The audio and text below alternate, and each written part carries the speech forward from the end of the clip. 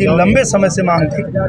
मांग तो आजमगढ़ की ये थी कि आजमगढ़ से ही चलाया जाए, और एक टेक्निकल इशू ये था कि यहाँ पे टर्मिनल नहीं है और टर्मिनल मऊ में है, तो इसलिए मऊ से और मुंबई के लिए ये ट्रेन शुरू हुई है आज। और वो भी देख लीजिए कि लोगों में कितना उत्साह है मऊ और मुंबई के बीच डायरेक्ट ट्रेन चलने का। आप सबको मालूम है कि माननीय रेल मंत्री श्री अश्विनी वैष्णव जी की कृपा से, माननीय प्रधानमंत्री जी के आशीर्वाद से, माननीय मुख्यमंत्री जी की प्रेरणा से हम लोगों ने ये काम कराने में हमको सफलता मिली है। मैं मऊ यूपी सरकार के कद्दावर मंत्री और प्रधानमंत्री नरेंद्र मोदी के खासे करीबी कहे जाने वाले ए.के. शर्मा की ताकत और हैसियत कौन नहीं जानता। मऊ से लगातार महानगरों के लिए ट्रेनों की रवानगी तो कराते रहे हैं, वहीं मऊ के विकास को रफ्तार भी देने की बातें अब सामने आ रही हैं। इस बीच कल मऊ से मुंबई के लिए एक स्पेशल ट्रेन चलाई जा रही है, जो सप्ताह में एक बार चलेगी। केंद्रीय रेल मंत्री अश्विनी वैष्णव ने जहां ए.के. शर्मा की तारीफ के पुल बांधते हुए मऊ के बुनकरों के लिए ये मील का पत्थर बताया, वहीं अंतर्राष्ट्रीय बाजार को मऊ से जोड़ने का एक माध्यम भी बताया। हालांकि ट्रेन तो ए.के. शर्मा की बदौलत चली, लेकिन आजमगढ़ से सांसद निरहुआ के तो अलग ही अंदाज सामने आ रहे हैं। कल ये ट्रेन जैसे ही आजमगढ़ रेलवे स्टेशन पर रुकी, लाव लश्कर के साथ निरहुआ भी हरी झंडी लेकर पहुंच गए और ट्रेन को हरी झंडी दिखाने लगे। इस बीच जहां निरहुआ ने इस ट्रेन का संचालन आजमगढ़ से होने की बात कही, वहीं कहा कि टर्मिनल के अभाव में यह ट्रेन मऊ से चल रही है।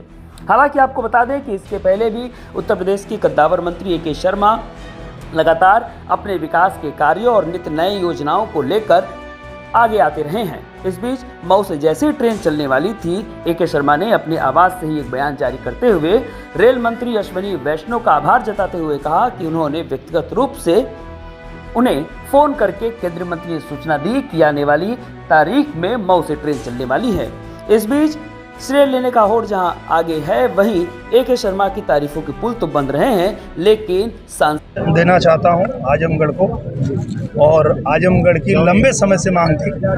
मांग तो आजमगढ़ की ये थी कि आजमगढ़ से ही चलाया जाए, और एक टेक्निकल इशू ये था कि यहाँ पे टर्मिनल नहीं है और टर्मिनल मऊ में है, तो इसलिए मऊ से और मुंबई के लिए ये ट्रेन शुरू हुई है आज।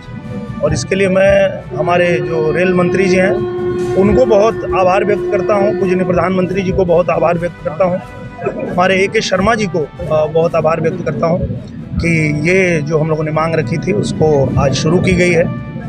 और सबसे जो खास बात है आजमगढ़ के लिए वो ये है कि पूजनीय प्रधानमंत्री जी के प्रयास से जो अमृत योजना में हमारा आजमगढ़ रेलवे स्टेशन गया है, जैसे ही पूरा हो जाएगा तो यहाँ से हम लोग और बड़ी बड़ी ट्रेनें चलवा पाएंगे।